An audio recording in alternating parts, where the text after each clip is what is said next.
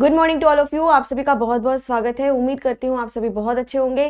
सभी बच्चे जल्दी से लाइव आ जाइए और चलिए हम सभी इस सेशन को यहाँ पर शुरू करते हैं। तो सबको प्रणाम, सबको नमस्ते, सबको बहुत सा प्यार। और आज का जो टॉपिक है वो हमारा रहेगा डाइजेस्टिव सिस्टम। तो सभी बच्चे जल्दी से आ जाएंगे और आज की क्लास रहेगी डाइजेस्टिव सिस्टम। ठीक है, तो प्यारे बच्चों, जब हम पाचन तंत्र के बारे में बात करते हैं तो हमें ऐसा लगता है कि सिर्फ हमने खाना खाया, उसको पचा लिया और फ्रेश होकर के आ गए, बस यही हमारा पाचन तंत्र है, हमें ऐसा लगता है। पर ऐसा नहीं है। पाचन तंत्र की अगर हम बात करें तो जो पाचन तंत्र होता है उसमें बहुत सारे अलग अलग तरीके के अंग काम करते हैं और उसकी भी अपनी बहुत ही अलग अलग प्रोसेस यहाँ पर होती है। ठीक है, तो सबसे पहले सभी बच्चे आ जाओ जल्दी से। ऑडियो और वीडियो बिल्कुल ठीक है तो जल्दी से आप सभी मुझे यहाँ पे कमेंट करके बताओ कि सब कुछ बढ़िया है। चलो तो शुरू करते हैं यहाँ पर सबसे पहले। और पहले नंबर पर बात होती है कि अगर हम पाचन तंत्र के बारे में बात करते हैं तो पाचन तंत्र जो होता है उसके 5 स्टेप होते हैं, 5 चरण होते हैं, 5 यहाँ पर आपको उसके स्टेप्स यहाँ पर दिखाई देते हैं। ठीक है, चलो तो आ जाओ सभी बच्चे एक बार जल्दी से। नमस्ते नमस्ते। ठीक है, तो सबसे पहले हम यहाँ पर बात करते हैं कि जब हम पाचन की क्रियाओं के बारे में बात करते हैं तो हमें यहाँ पर 5 स्टेप दिखाई देते हैं, 5 चरण दिखाई देते हैं। और यह क्या क्या है, चलिए तो इसे समझते हैं। पहले नंबर पर है इंजेशन। इंजेशन की अगर हम बात करें तो इसे हिंदी में हम सभी अंतर्ग्रहण के नाम से यहाँ पर जानते हैं। दूसरे नंबर पर आता है डाइजेशन। डाइजेशन की अगर हम बात करें तो इसे हम सभी पाचन के नाम से यहाँ पर जानते हैं। फिर आता है एब्जॉर्प्शन, जिसे हम सभी अवशोषण के नाम से यहाँ पर जानते हैं। और फिर आता है एसिमिलेशन, जिसे हम सभी स्वांगीकरण कहते हैं। और फिर सबसे लास्ट आता है यहाँ पर इजेशन। इजेशन की अगर हम बात करें तो इसे हम मल त्याग के नाम से यहाँ पर जानते हैं। ठीक है, तो जल्दी से आप सभी को इसको नोट करना है। Good morning good morning good morning. ठीक है, ओके बच्चों, मैं रोग नहीं बता रही थी कल की क्लास में। मैं आप लोगों को हृदय और जो ब्लड सर्कुलेटरी सिस्टम है, रक्त परिसंचरण है, उससे संबंधित जो रोग होते हैं उनके बारे में मैंने आपको समझाया था। ठीक है, चलो तो एक बार फिर से मैं आप लोगों को बताती हूँ कि जब कभी भी हम लोग पाचन तंत्र के बारे में बात करते हैं तो पाचन तंत्र जो होता है वह 5 स्टेप में पूरा होता है। ठीक है, यानी कि 5 चरणों में पूरा होता है, 5 स्टेप बाय स्टेप होते हैं, उनको करने से ही यहाँ पर पाचन तंत्र पूरा होता है। ठीक है, आगे हम यहाँ पर नेक्स्ट पॉइंट की ओर बढ़ते हैं कि पाचन तंत्र के ये जो 5 स्टेप होते हैं यह कौन कौन से होते हैं। आपको आंसर करना है पहले नंबर पर इजेशन, जिसको हिंदी में हम सभी अंतर्ग्रहण कहते हैं। दूसरे नंबर पर होता है डाइजेशन, जिसको हम सभी पाचन कहते हैं। फिर आता है एब्जॉर्प्शन, जिसे हम सभी अवशोषण कहते हैं। फिर आता है एसिमिलेशन, जिसे हम सभी स्वांगीकरण कहते हैं। और फिर सबसे लास्ट में आता है इजेशन, जिसको डिफेसिकेशन या फिर मल त्याग भी कहा जाता है। ठीक है, तो ये 5 स्टेप यहाँ पर होते हैं। अब चलो इसे हम एक एक करके यहाँ पर समझना शुरू करते हैं। सबसे पहले हम सभी यहाँ पर स्टार्ट करेंगे कि अंतर्ग्रहण यानी कि इजेशन क्या होता है। सबसे पहले हम लोग यहाँ पर शुरू करेंगे कि ये जो इजेशन होता है, यह जो अंतर्ग्रहण होता है, यह क्या होता है। तो चलो मैं आपको बताती हूँ यहाँ पर कि जैसे ही आपने भोजन खाया, जैसे ही आप सभी ने भोजन यहाँ पर लिया, भोजन आप सभी ने यहाँ पर खाया, आपके शरीर में, आपके मुंह में भोजन प्रवेश करा और इसी को हम सभी क्या कहेंगे, इजेशन। इसी को हम सभी क्या कहेंगे, अंतर्ग्रहण, कि जो भी यहाँ पर भोजन है उसको आप सभी ने यहाँ पर खाया। ठीक है, ओके बच्चों। नेक्स्ट जो दूसरे नंबर पर आता है वो है डाइजेशन यानी कि पाचन। ठीक है, पाचन, डाइजेशन। डाइजेशन यहाँ पर क्या होता है, तो आप सभी को यह समझना पड़ेगा कि डाइजेशन की अगर हम बात करें, पाचन की अगर हम यहाँ पर बात करें तो पाचन का मतलब होता है भोजन आपका जो है वो पचना शुरू हो रहा है।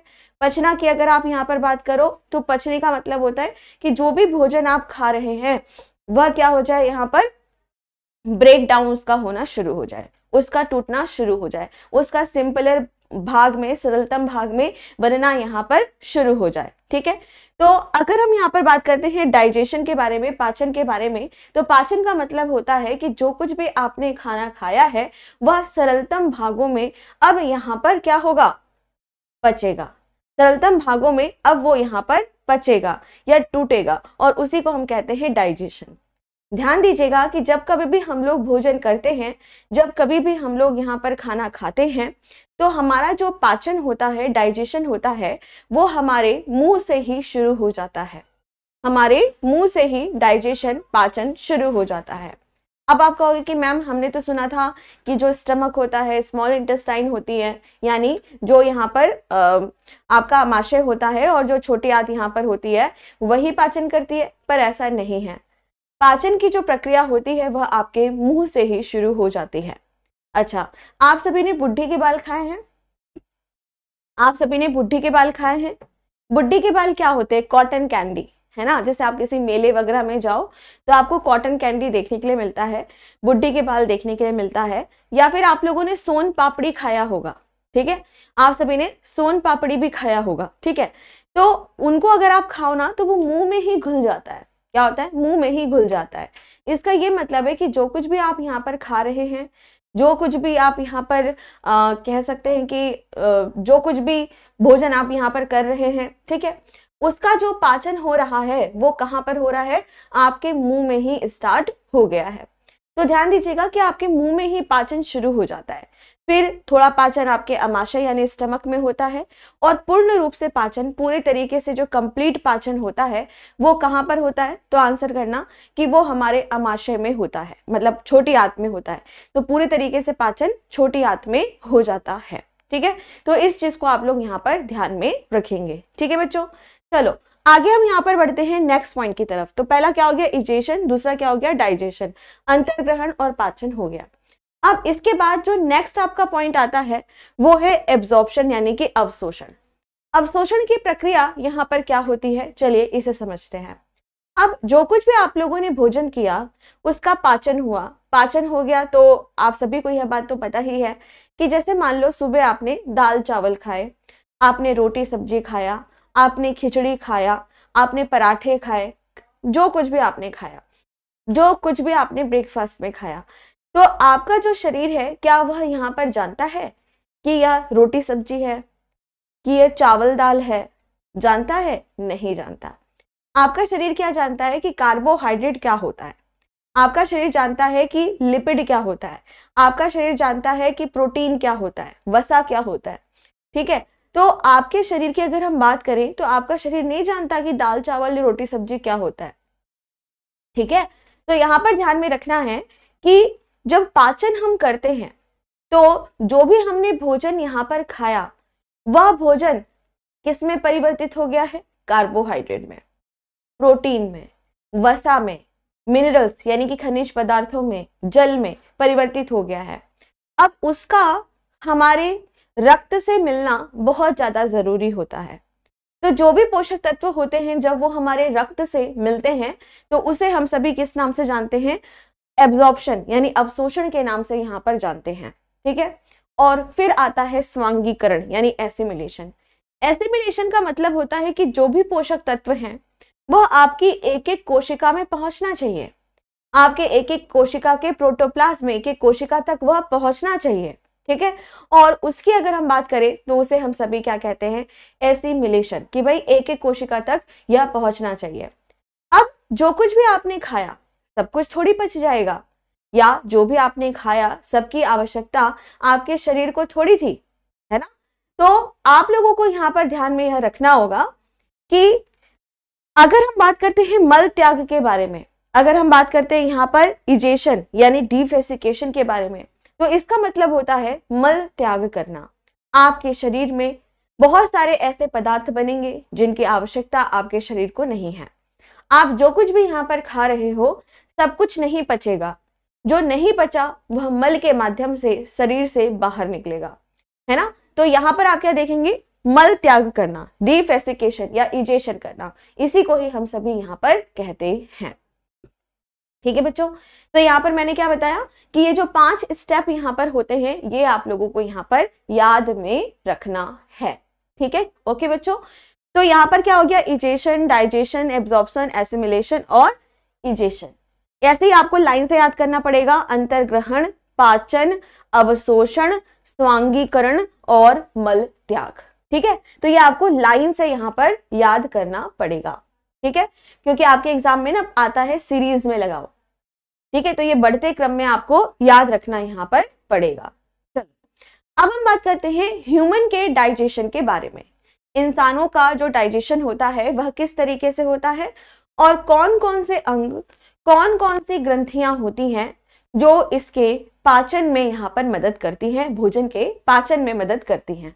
तो चलो इसे हम सभी यहाँ पर समझेंगे। अब सबसे पहले मैम इसको एक एक करके लिखवा दीजिए। ठीक है, तो ये है, इसको आप सभी यहाँ पर लिख सकते हैं। ठीक है, तो देखो मैंने यहाँ पे लिख भी दिया है। अंतर्ग्रहण का मतलब होता है फूड इनटेक, भोजन ग्रहण करना। पाचन का मतलब होता है ब्रेक डाउन ऑफ फूड, भोजन का टूटना। अवशोषण की अगर आप यहाँ पर बात करते हैं तो पोषण का रक्त में पहुंचना या अवशोषण होना। स्वांगीकरण मतलब होता है कोशिका के जीव द्रव्य में पोषक का पहुंचना। और जो मल त्याग है उसका मतलब होता है मल को बाहर निकाल देना।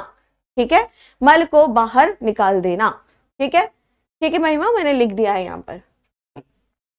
अच्छा, एक लड़का है राजभान, इसको फेमस होने का बड़ा शौक है ना। हर क्लास में ये कुछ ना कुछ बटांग मैसेज करता है।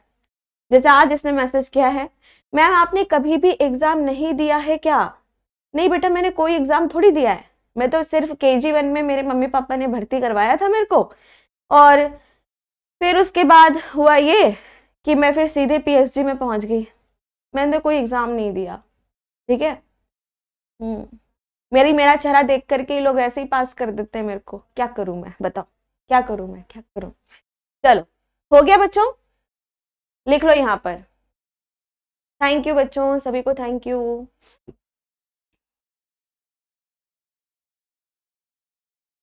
हो गया बच्चा, यहां तक लिख लिया सभी ने? ठीक है। एसिमिलेशन, हाँ ठीक है बेटा, ये लिखा है। एसिमिलेशन स्वांगीकरण का मतलब होता है कि कोशिका के जीव द्रव्य में पोषण का पहुंचना। ठीक है, जो पोषण होता है वह एक एक जगह यहाँ पर जाना चाहिए। ठीक है, ओके। मैम कल की PDF नहीं मिली है। अच्छा ठीक है, मैं चेक कराती हूँ, मिल जाएगी। ठीक है बच्चों, क्लियर है यहाँ तक? ओके चलो हो गया, ठीक है। अब आगे बढ़ते हैं यहाँ पर नेक्स्ट पॉइंट की तरफ। अब हम यहाँ पर बात करेंगे नेक्स्ट पॉइंट की तरफ। जब कभी भी हम लोग पाचन तंत्र के बारे में बात करते हैं, ठीक है, जब हम पाचन तंत्र के बारे में यहाँ पर बात करते हैं, ठीक है बच्चों, चलो अब आप यहाँ पर पढ़ाई पे ध्यान देंगे सभी बच्चे। तो अब हम बात करते हैं सबसे पहले नंबर पर एक लड़का कह रहा है कि मैम छत से मत कूद जाना। अरे भाई मैं तुझे कूदवा दूंगी छत से ठीक है, हेलीकॉप्टर बन जाएगा 2 मिनट में। पढ़ाई कर लो चुपचाप से। ठीक है, जो बच्चा जैसे कमेंट करेगा फिर उसको वैसे ही आंसर मिलेगा। ठीक है, चलो हो गया, कलेजे को ठंडक पहुंच गया, सुबह का ब्रेकफास्ट मिल गया होगा, खाना लंच डिनर सब हो गया होगा। अब चलो पढ़ाई करो। चलो तो आगे बढ़ते हैं यहाँ पर नेक्स्ट पॉइंट की तरफ कि जब हम पाचन तंत्र के बारे में बात करते हैं तो जो पाचन तंत्र होता है उसको हम सभी 2 तरीके से यहाँ पर बांटते हैं। ठीक है, पहले नंबर पर हम बात करते हैं एलिमेंट्री कैनाल यानी आहार नली के बारे में।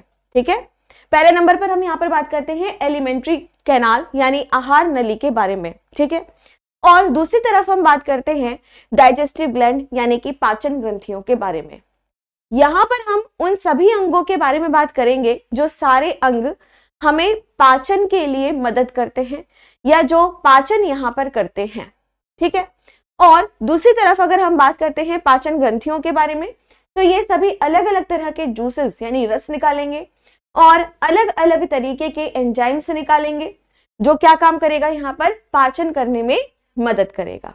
ठीक है बच्चों, चलो तो सबसे पहले हम बात करेंगे यहाँ पर एलिमेंट्री कैनाल यानी कि आहार नली के बारे में। तो हमें यह समझना है सबसे पहले कि ये जो आहार नली होती है यह क्या होती है। ये जो आहार नली होती है यह क्या होती है, चलो इसे समझते हैं। सबसे पहले नंबर पर आपके मुंह से शुरू होकर के एक पाइपलाइन आ रही है। ठीक है, आपकी ये पूरी पाइपलाइन आ रही है और इस तरीके से जो मल है वो बाहर यहाँ पर निकाला जा रहा है। तो मुंह से लेकर के आपके एनस यानी कि गुदा द्वार तक, आपके मुंह से एनस यानी कि गुदा द्वार तक, जहां से मल बाहर निकलता है, जहां से फीकल मटेरियल बाहर निकलता है, ये पूरा का पूरा जो आपको एक नलिका दिखाई देती है, इसी को हम सभी एलिमेंट्री कैनाल के नाम से यहाँ पर जानते हैं। ठीक है, तो एलिमेंट्री कैनाल की अगर हम बात करें, आहार नली की अगर हम बात करें, तो सबसे पहले आपसे पूछा जाता है कि ये इसकी जो पूरी लंबाई होगी वह कितनी होगी।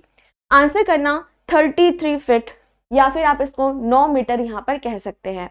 तो अगर आपके मुंह से लेकर के गुदा द्वार यानी एनएस की अगर हम बात करें, ठीक है, और इसको लंबा कर दे तो यह 9 मीटर तक यहाँ पर लंबी हो जाएगी। तो ये भी आप लोगों से एग्जाम में यहाँ पर पूछा जा सकता है। ठीक है, तो सबसे पहले कि डाइजेस्टिव सिस्टम यानी पाचन नली की अगर हम बात करते हैं तो सबसे पहले आता है आहार नली। आहार नली का मतलब होता है हमारे मुंह से लेकर के मल द्वार तक, और यह 9 मीटर लंबी यहाँ पर होती है, जहां पर अलग अलग तरह के अंग लगे हुए हमें दिखाई देते हैं। ठीक है, सबसे पहले हमें दिखाई देता है मुख और मुख गुहा यानी माउथ और माउथ कैविटी। यानी अगर हम मुंह के बारे में बात करते हैं, ठीक है, तो जो मुंह होता है हमारा सबसे पहले वो दिखाई देगा, और जैसे ही करोगे आ, तो मुंह के अंदर जो खाली जगह होती है उसे हम सभी माउथ कैविटी के नाम से यहाँ पर जानते हैं। नेक्स्ट आता है ईसोफेगस। ईसोफेगस की अगर हम बात करते हैं, ठीक है, तो पहले एक बार इसको नोट कर लो, फिर एक एक करके पढ़ लेंगे। ठीक है बच्चों, फिर दूसरे नंबर पर आता है ईसोफेगस, जिसको हम सभी भोजन नलिका या फूड पाइप के नाम से जानते हैं। इसकी लंबाई की अगर हम यहाँ पर बात करें तो इसकी लंबाई कितनी होती है? 25 सेंटीमीटर होती है। कितनी होती है? 25 सेंटीमीटर होती है। और फिर आता है आपका अमाशय यानी स्टमक, फिर आती है छोटी आंत जिसको हम सभी स्मॉल इंटेस्टाइन के नाम से जानते हैं। 6 से 7.5 मीटर तक यह लंबी होती है। फिर उसके बाद आता है सीकम, और देन उसके बाद यहाँ पर आता है हमारा लार्ज इंटेस्टाइन यानी कि बड़ी आंत। ठीक है, और बड़ी आंत कितनी होती है? 1.5 मीटर के आसपास यहाँ पर लंबी होती है। ठीक है, तो ये सारे अंग जो होते हैं वह लाइन से यहाँ पर लगे हुए होते हैं, और क्या बनाते हैं? वो हमारा एलिमेंट्री कैनाल यानी आहार नली वह यहाँ पर बनाते हैं। ठीक है, हो गया बच्चों। चलो अब इसके आगे हम नेक्स्ट पॉइंट की ओर बढ़ते हैं। दूसरे नंबर पर आता है डाइजेस्टिव ग्लैंड। डाइजेस्टिव ग्लैंड को हम सभी कहते हैं पाचन ग्रंथियां। क्या कहते हैं? पाचन ग्रंथियां। और पाचन ग्रंथियों की अगर हम बात करें तो यह बहुत सारी होंगी, लेकिन मुख्यतः यह 3 होती है। आफ्ताब अभी पढ़ाऊंगी बेटा, एक एक करके पढ़ाऊंगी, रुक जाओ अभी, है ना। तो यहाँ पर अगर आप पाचक ग्रंथियों के बारे में बात करें तो पहली होती है लार ग्रंथि यानी कि सलाइवरी ग्लैंड्स।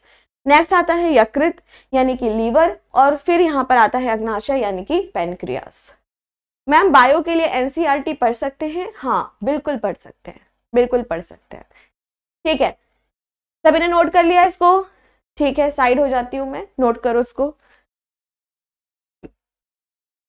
जल्दी से नोट करो इसको फटाफट से। हो गया?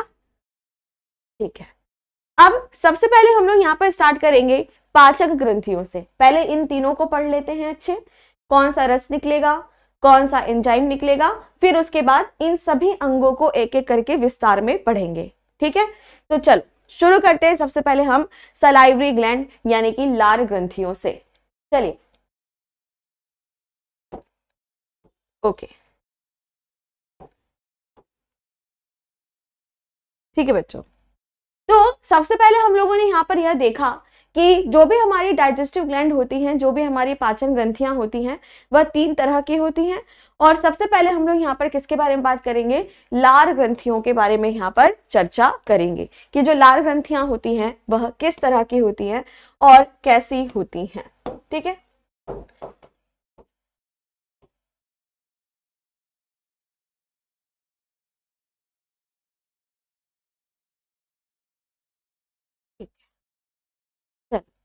तो लार ग्रंथियों की अगर हम बात करें तो सबसे पहले, हाँ बिल्कुल विकास, ठीक है, हाँ खुशी को सब पता है। ठीक, तो यहाँ पर हम सबसे पहले बात करेंगे लार ग्रंथियों के बारे में।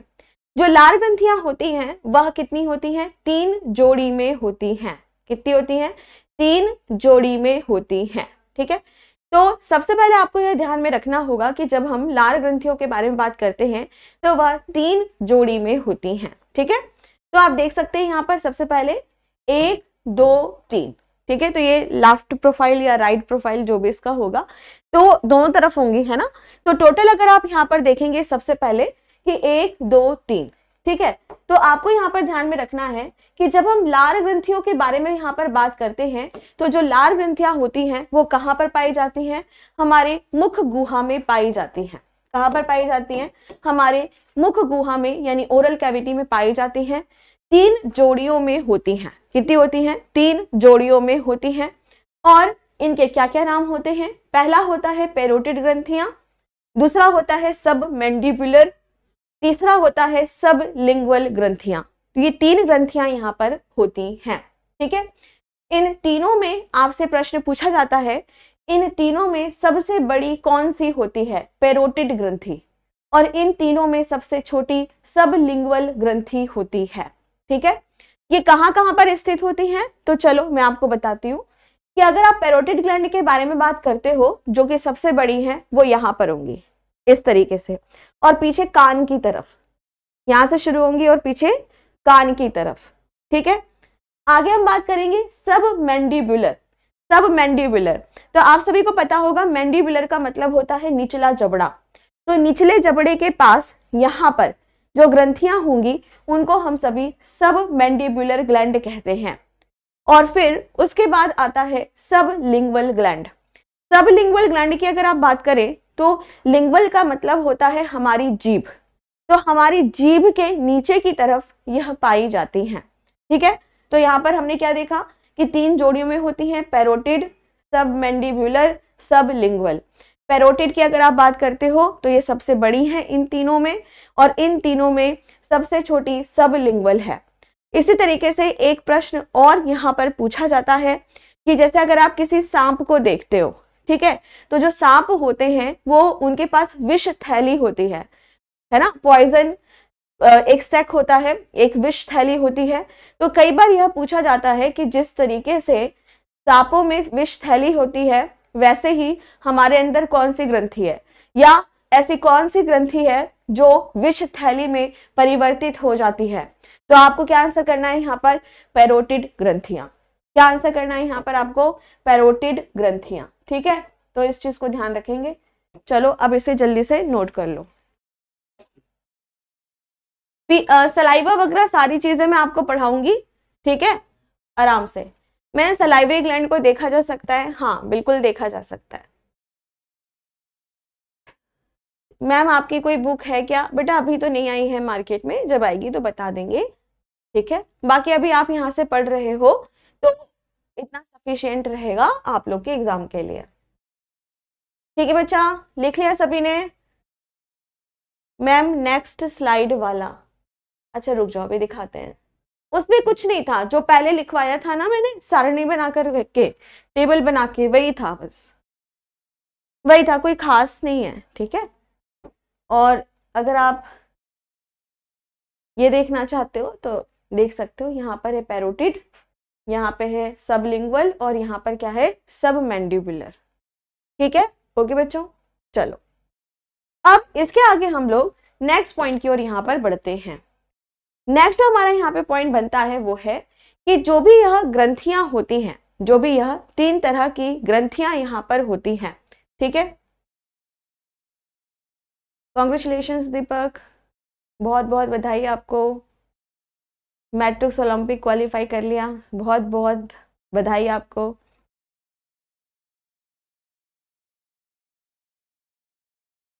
चलो ठीक है, आगे बढ़ते हैं यहाँ पर। नेक्स्ट आगे बढ़ते हैं। अब हम यहाँ पर बात करते हैं कि यह ग्रंथियां लार को स्रावित करती हैं। लार क्या होता है? जैसे आप लोगों ने यहाँ पर कुछ भी खाया, कुछ भी आपका फेवरेट फूड यहाँ पर आपको देखने के लिए मिला, वैसे आप देखते हो कि हमारे मुंह से क्या आ जाता है? यहाँ पे पानी आ जाता है ना। और वही क्या होता है? तो आंसर करना, वही है हमारी लार ग्रंथियां, मतलब लार। ठीक है, तो ये जो लार ग्रंथियां होती हैं यह लार निकालती हैं। अगर आप डेली के बारे में बात करें तो रोज लगभग 0.5 से लेकर के 1.5 लीटर तक लार यहाँ पर निकलता है। और जो लार का पीएच होता है वह कितना होता है, 6.2 से लेकर के 7.6 तक होता है।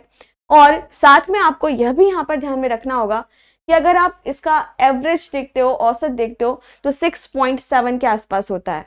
अगर आप सभी मिर्च मसाले बहुत ज्यादा खाते हो, बहुत ज्यादा नॉनवेज खाते हो, है ना, बहुत ज्यादा कुरकुरे चिप्स यही सब चल रहा है खूब दबा करके, तो जो पीएच होता है वह 6.2 के आसपास पहुंच जाता है।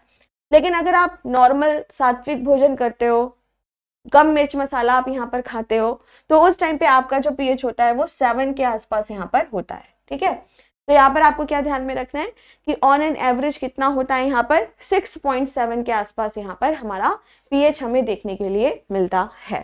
ठीक है, कई बार कुछ बच्चे पूछते हैं कि पीएच की फुल फॉर्म क्या होती है, तो आंसर करना कि पीएच की फुल फॉर्म होती है पोटेंशियल ऑफ हाइड्रोजन आयंस। ठीक है, कई बार यह बोला जाता है पावर ऑफ हाइड्रोजन आयन, जो कि गलत है, पावर नहीं होता है, क्या होगा, पोटेंशियल ऑफ हाइड्रोजन आयन। ठीक है, चलो फटाफट से इसको नोट करो। मैम सांप वाला पॉइंट रिपीट कर दीजिए। देखो बेटा, कई बार ना लिखो इसको जब तक मैं समझाती हूँ।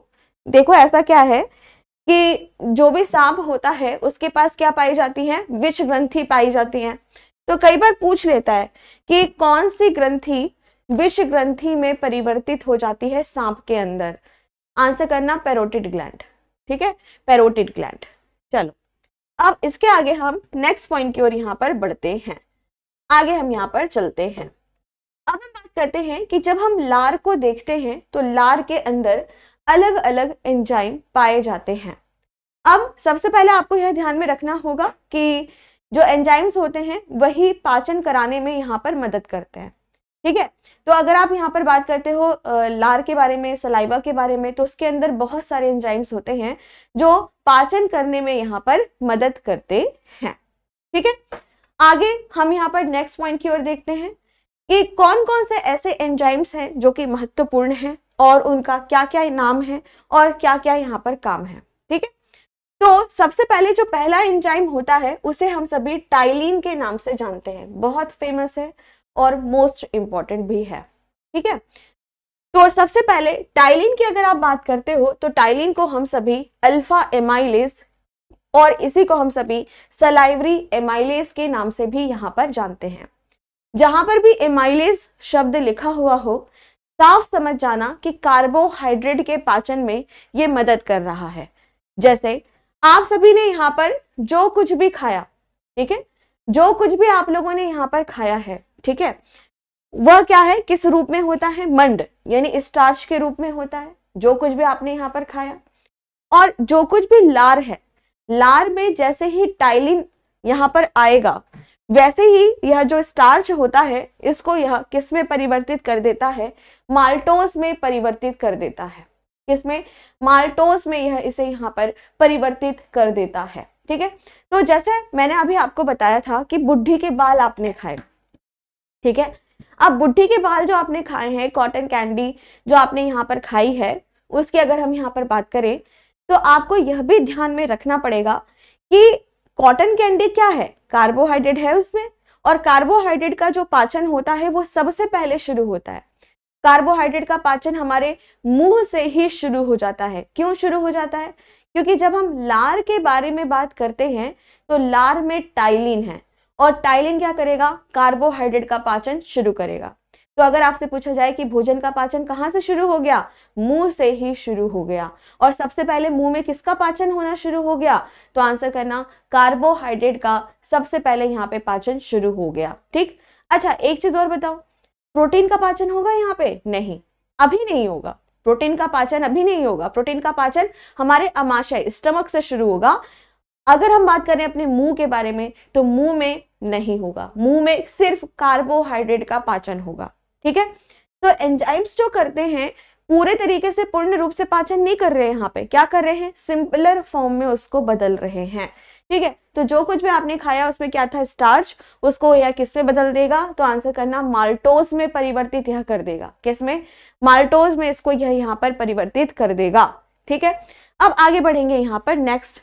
मंड क्या होता है बेटा, स्टार्च को कहते हैं मंड हिंदी में। ठीक है, स्टार्च।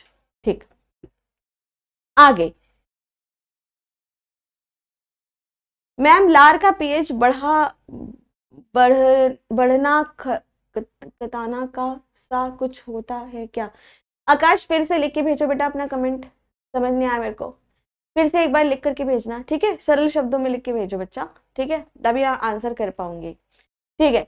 तो टाइलिन क्या होता है? इसे हम सभी अल्फा एमाइलेज कहते हैं, इसी को हम सभी सलाइवरी एमाइलेज के नाम से भी जानते हैं। और नेक्स्ट जो आपका आता है वो है कि जो अल्फा एमाइलेज होता है वह, या टाइलिन होता है वह, यहाँ पर कार्बोहाइड्रेट का पाचन करने में मदद करता है। कार्बोहाइड्रेट के पाचन करने में वो यहाँ पर मदद करता है। देखो बेटा, मुंह का अगर पीएच कम या ज्यादा होगा तो दिक्कत तो होगी, है ना? दिक्कत तो होगी, ठीक? तो पीएच जो है वो ज्यादा बढ़ता नहीं है, पीएच हमेशा घटता ही है। आप बहुत ज्यादा चिप्स, बहुत ज्यादा अचार, बहुत ज्यादा नॉन वेज, बहुत ज्यादा मिर्च मसाला खाएंगे तो आपका मुंह का एसिड बढ़ेगा, जिसकी वजह से बहुत ज्यादा मुंह में बैक्टीरिया आ जाएगी और फिर उसके बाद आपके दांतों का क्षरण होना, दांतों का टूटना, काला होना, पीला होना, सब कुछ होना शुरू हो जाएगा, ठीक है? अब आगे बढ़ते हैं नेक्स्ट पॉइंट की तरफ। इसके बाद आपको नेक्स्ट पॉइंट यहां पर देखना है कि कार्बोहाइड्रेट का पाचन मुंह से ही शुरू हो जाता है, जो कि मैं आपको ऑलरेडी बता चुकी हूं। दूसरे नंबर पर आता है यहाँ पे लाइसोजाइम नाम का एंजाइम। क्या आएगा? लाइसोजाइम नाम का एंजाइम। पहले इसको समझो फिर लिखना, ठीक है? अब देखो बच्चा, आप लोगों का मुंह बहुत देर से बंद है, ठीक है? वैसे अगर सामने होते तो मुंह भी चल रहा होता, ठीक है? लेकिन अभी बंद है क्योंकि अभी यहाँ पे आपकी उंगलियां और अंगूठे चल रहे हैं, ठीक है? ओके, तो यहाँ पर आपको क्या ध्यान में रखना है कि अगर हम बात करते हैं कि हमारा मुंह बहुत देर से बंद है, रात भर आप सो रहे थे, ठीक है, और उस टाइम पर आपके मुंह में बहुत सारी बैक्टीरिया पैदा हो सकती हैं, ठीक है? आगे, या फिर आप कोई भोजन कर रहे हो जिसमें बैक्टीरिया आपके मुंह में प्रवेश कर रही है, चम्मच के माध्यम से, हाथ के माध्यम से, या फिर गोलगप्पे खाने गए थे या कुछ भी खाने गए थे, उसने इधर उधर खुजलू के आपको पकड़ा दिया, ठीक है? तो बैक्टीरिया तो चली गई ना, आपके मुंह पे आ गई। अब मुंह पे यह जो बैक्टीरिया आ गई है, इसको कौन मारेगा? तो आंसर करना लाइसोजाइम, आंसर करना लाइसोजाइम। तो जो लाइसोजाइम होता है वह एक ऐसा एंजाइम होता है, लार में उपस्थित होता है। क्या यह पाचन करता है? क्या यह पाचन करता है? तो आंसर करना कि नहीं, ये पाचन नहीं करता। तो फिर ये क्या करता है? तो आंसर करना कि यह बैक्टीरिया को मारने का काम करता है, और इसीलिए यहाँ पे मैंने क्या लिखा, जीवाणुरोधी यह होता है, एंटीबैक्टीरियल होता है, जीवाणुरोधी यह यहाँ पर होता है।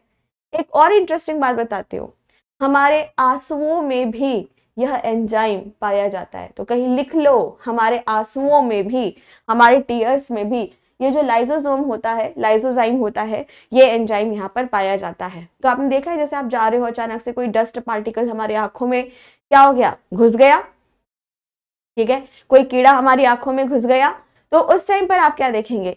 उस टाइम पर आप देखेंगे कि हमारी आंखों में आंसू आ जाता है, और आंसू जो होता है वो पानी की तरह तो साफ करेगा ही करेगा, उसमें जो लाइसोजाइम होता है वो जो हानिकारक जो बैक्टीरिया होते हैं, जो डस्ट होते हैं, उनको भी खत्म कर देता है, ठीक है?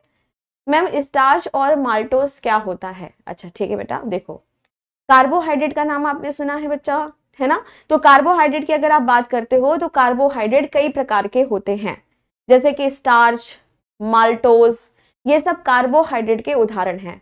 स्टार्च की अगर हम बात करें तो स्टार्च एक बहुत ही जटिल कार्बोहाइड्रेट होता है, ठीक है, जो कि हम कहते हैं पॉलीसेकेराइड होता है, और माल्टोज सिंपलर होता है।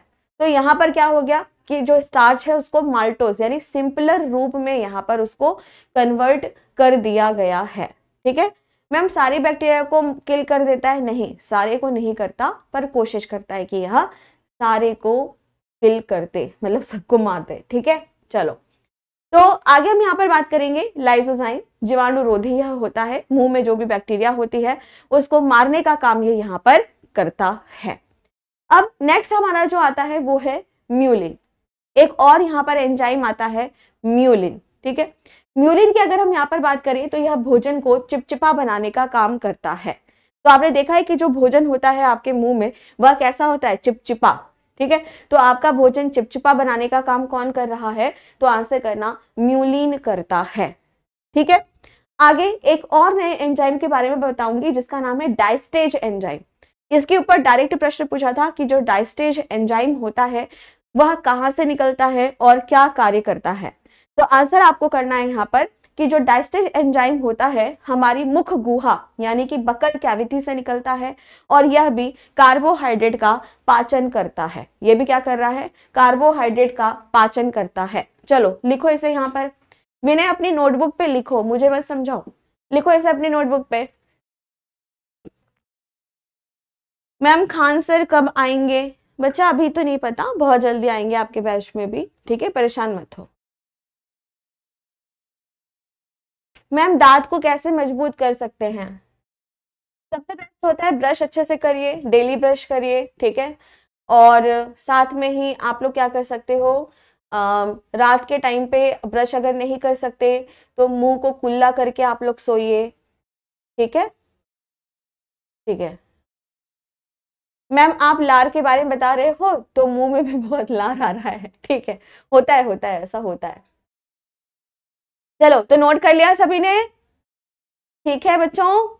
हाँ वेरी गुड ऋषिता, ऋषिता ने एक बहुत अच्छी बात बताई है कि मैम कई बार चोट लग जाती है तो सलाइवा भी लगा देते हैं लोग। हाँ इसीलिए पहले लगा देते थे क्योंकि क्या होता था कि उसके अंदर लाइसोजाइम होता है, तो इस वजह से एंटीबैक्टीरियल प्रॉपर्टी होती है, जीवाणुरोधी प्रॉपर्टी होती है, तो इस वजह से कि वहां का बैक्टीरिया मर जाए, ठीक है। चलो मैम मैं हमेशा तीखा ही खाता हूँ, मीठा बिल्कुल नहीं, तो मेरी बॉडी में कोई प्रॉब्लम तो नहीं है? नहीं, कोई प्रॉब्लम नहीं है, ठीक है, कोई प्रॉब्लम नहीं है, इससे कोई प्रॉब्लम नहीं होती। चलो ठीक है बच्चों, एक बार रिवाइज करा दूं मैं यहाँ पर। ओके, तो सबसे पहले हम लोग यहाँ पर पढ़ रहे हैं लार ग्रंथियों के बारे में। अगर आप सभी लार ग्रंथियों को यहाँ पर देखते हैं तो यह हमारे मुख गुहा यानी ओरल कैविटी में पाई जाती है, ठीक है। नेक्स्ट यहाँ पर बात आती है कि कितनी होती हैं, 3 जोड़ियों में होती हैं। क्या क्या इनके नाम होते हैं? नंबर फर्स्ट पैरोटिड ग्रंथियां, सब मैंडिबुलर ग्रंथि और सब लिंगुअल ग्रंथि, ठीक। इन तीनों में सबसे बड़ी पैरोटिड होती है, इन तीनों में सबसे छोटी सब लिंगुअल होती है। और आपको यह ध्यान में रखना है कि अगर आपसे यह प्रश्न पूछा जाए कि ऐसी कौन सी ग्रंथि होती है जो सांपों के अंदर विष ग्रंथि बनाने का काम करती है, तो आंसर करना पैरोटिड ग्रंथि, ठीक है यहां तक। ओके, इसके बाद जो नेक्स्ट पॉइंट आया था उसको देखते हैं। नेक्स्ट, ये ग्रंथियां लार निकालती है, ठीक है, तीनों ग्रंथियां लार निकालती हैं, ये जो भी है ये रोज लगभग 0.5 से लेके 1.5 लीटर तक लार निकालती हैं। और साथ में इनका जो पीएच होता है वह कितना होता है, 6.7 होता है। नेक्स्ट, लार की अगर हम बात करें तो बहुत सारे एंजाइम यहां से निकाले जाते हैं। सबसे पहले टाइलिन निकलता है। क्या? सबसे पहले टाइलिन निकलता है। टाइलिन की अगर आप बात करो तो इसको हम सभी अल्फा एमाइलेज या फिर सलाइवरी एमाइलेज के नाम से जानते हैं। यह भोजन का पाचन करने में मदद करता है। यह कार्बोहाइड्रेट यानी कि जो स्टार्च होता है, जो मंड होता है, उसको माल्टोस में परिवर्तित करता है। जटिल कार्बोहाइड्रेट को सरलतम कार्बोहाइड्रेट में यह यहाँ पर बदल देता है ताकि आसानी से यहाँ पर कार्बोहाइड्रेट का पाचन होना शुरू हो जाए। उसके बाद आता है यहाँ पर नेक्स्ट लाइसोजाइम। लाइसोजाइम की अगर हम बात करते हैं तो यह जीवाणुरोधी प्रॉपर्टी का होता है। फिर आता है म्यूलिन। म्यूलिन भोजन को चिपचिपा बनाता है। और फिर आता है डायस्टेज एंजाइम। यह भी बकल कैविटी से निकलता है और यह भी स्टार्च यानी कार्बोहाइड्रेट के पाचन में हमारी हेल्प करता है। बस खत्म बात, ठीक है। और ये सभी के सभी जो एंजाइम्स हैं, जो 4 एंजाइम्स मैंने यहाँ पे बताए, ये कहाँ पर पाए जा रहे हैं? लार में पाए जा रहे हैं। कौन इनको यहाँ पर निकालता है? तो आंसर करना, इन्हें निकालेगा सलाइवरी ग्लैंड, ठीक है। मैम हम मीठा बहुत खाते हैं, कुछ होगा तो नहीं? अगर आप मीठा बहुत खाते हो बेटा तो आप वॉक करना शुरू करो, रनिंग करना शुरू करो, ठीक है, क्योंकि मीठे में बहुत ज्यादा शर्करा यानी कार्बोहाइड्रेट होता है जो आगे जाकर के या तो आपके शरीर को अंदर से बहुत कमजोर बना देता है या फिर ओबेसिटी, बहुत मोटापा बढ़ा देता है, ठीक है। चलिए ठीक है बच्चों, हो गया? ठीक, कुछ पूछना है यहाँ तक तो जल्दी पूछो, फटाफट से, जल्दी से पूछो यहाँ पर, फटाफट से। हो गया? ठीक है। अब इसके आगे हम लोग यहाँ पर नेक्स्ट पॉइंट की ओर बढ़ते हैं। एक इंटरेस्टिंग बात मैं आप लोगों को यहाँ पर बताती हूँ। अगर हम सभी मेढक के बारे में बात करते हैं, ma'am buccal cavity is another name of TY। नहीं नहीं, देखो मेरी बात सुनो। ओरल कैविटी मतलब पूरा मुख गुहा, जैसे ही करोगे पूरा का पूरा आपका क्या है, मुंह। बकल कैविटी मतलब हो जाता है थोड़ा पीछे की ओर, ओरल मतलब आगे और बकल मतलब थोड़ा पीछे की तरफ। ठीक है। एंजाइम्स क्या होते हैं बेटा? एंजाइम्स जो होते हैं वो प्रोटीन्स के बने हुए होते हैं जो पाचन में मदद करते हैं। ठीक है, और उन्हें हम सभी एंजाइम्स कहते हैं। वैसे तो एंजाइम्स के और भी बहुत काम है, लेकिन अभी जब हम डाइजेस्टिव सिस्टम पढ़ते हैं तो डाइजेस्टिव सिस्टम में ये क्या काम कर रहे हैं, पाचन का काम यहाँ पर कर रहे हैं। ठीक है, ओके। तो जब हम व्हेल के बारे में बात करते हैं, व्हेल क्या होती है? मछली? नहीं, मछली नहीं होती। व्हेल की अगर हम बात करते हैं तो व्हेल एक प्रकार की मैमल होती है, यानी एक प्रकार की स्तनधारी प्राणी होती है, हमारी बड़ी बहन होती है जो कि पानी में रह रही है। ठीक है, तो व्हेल की अगर आप बात करते हो, और अगर हम बात करते हैं मेढक के बारे में, तो आपको ध्यान में रखना है कि इनके अंदर सलाइवरी ग्लैंड्स नहीं पाई जाती हैं। ठीक है, अच्छा। जब यहाँ पर आप खाना खाते हो और मान लो आप खाना खा रहे हो, बड़ा स्वादिष्ट खाना, बहुत स्वादिष्ट है भाई, मजा आ रहा है, अचानक से लगता है कि कंकड़ पत्थर सा आ गया है, या फिर अचानक से उसमें बाल आ गए हैं, आप क्या करते हो? उसको थूक देते हो बाहर, है ना? जब आप थूकते हो तो आपने कभी उस खाने को देखा है वो खाना कैसा रहता है? थोड़ा सा चबा हुआ, थोड़ा सा उसमें लार भी रहता है ना, और थोड़ा चिपचिपा सा वो हो जाता है। ठीक है, तो गंदा था तो हमने इसलिए उसको निकाल दिया, बाहर फेंक दिया। लेकिन अगर वो अच्छा है तो उसको कहाँ पे भेज दिया जाएगा? अब ईसोफेगस यानी आहार नलिका के माध्यम से उसको कहां पर भेजा जाएगा? हमारे स्टमक पे भेजा जाएगा, हमारे अमाशय में भेजा जाएगा। ठीक है, तो यहाँ पर एक शब्द के बारे में हम बात करते हैं, और ये जो हमारा शब्द है इसका नाम है बोलस। ठीक है, तो बोलस की अगर हम यहाँ पर बात करते हैं तो जो बोलस होता है वह क्या है? पीसा हुआ अर्धपाचित भोजन। आपके दांतों ने उसको पीसा है, आपकी जो लार ग्रंथियां हैं उन्होंने लार निकाला है, हल्का हल्का सा पाचन होना यहाँ पर अभी अभी शुरू हुआ है, और अब ये कहां पर पहुंचेगा? हमारे अमाशय के पास यहाँ पर पहुंचेगा। तो इस भोजन को जो अभी आपके मुंह में है और कहाँ जाने के लिए तैयार है? आपके अमाशय में जाने के लिए तैयार है, इसी को, इस भोजन को हम सभी क्या कहते हैं? यहाँ पर बोलस कहते हैं। क्या कहते हैं इसको? हम सभी यहाँ पर बोलस कहते हैं। ठीक है, तो इस चीज को ध्यान रखेंगे। ठीक है बच्चों,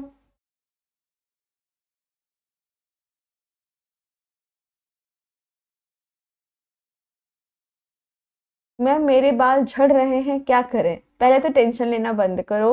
ठीक है, हफ्ते में 2 बार जिस तरह से आपके बाल गंदे होते हैं उस तरह से शैम्पू वगैरह करो, अच्छा तेल की चंपी करो बढ़िया से, है ना? खाना अच्छा घर का बना हुआ खाओ, पौष्टिक खाना खाओ, ठीक हो जाएगा। चलो, हो गया बच्चों? यहाँ तक समझ आ गया?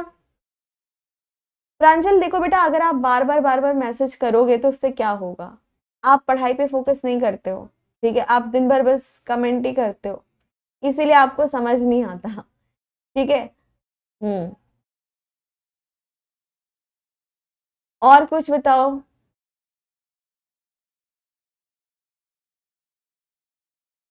ठीक है, thank you Ruchi, thank you बच्चों। चलो ठीक है बच्चा, यहां तक समझ आ गया है। अब इसके बाद हम लोग नेक्स्ट पॉइंट की ओर यहाँ पर बढ़ते हैं। नेक्स्ट पॉइंट की ओर हम यहाँ पर बढ़ते हैं। अब हम बात करेंगे यकृत के बारे में, या फिर कल पढ़ाती हूं मैं यकृत। ठीक है, चलो कोई बात नहीं, यकृत हम सभी कल पढ़ लेंगे। कुछ और भी बात है तो?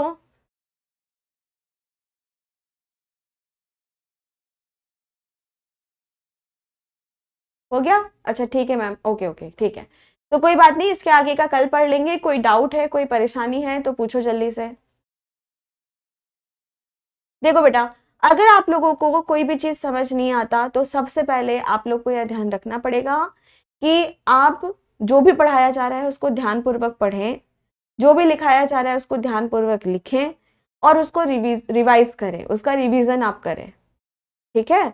क्योंकि आप लोग सिर्फ और सिर्फ अगर कमेंट करते रहोगे तो फिर कुछ नहीं होने वाला, ठीक है? चलो, तो आज के सेशन को हम सभी इतना ही रखते हैं। उम्मीद करती हूँ कि सभी को बहुत अच्छे से समझ आया होगा और सभी बच्चों को बहुत बहुत धन्यवाद, थैंक यू सभी बच्चों को। और कल की क्लास में हम लोग पढ़ेंगे लीवर और पेनक्रियाज से जो एंजाइम्स निकलते हैं।